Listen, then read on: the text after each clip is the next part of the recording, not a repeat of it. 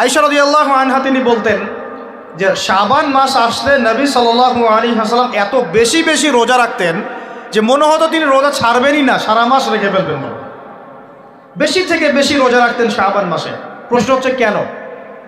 উত্তর, এমনিতে এই মাসটা বরকতময় এবং এই মাসে আল্লাহ পাক তার রহমতে বিপুল সংখ্যক মানুষকে জাহান্নাম থেকে মুক্তি দান করেন।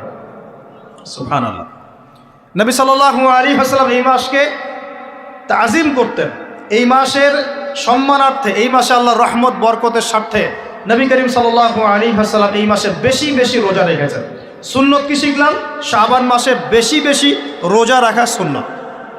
একটা কি পেলাম ভাই?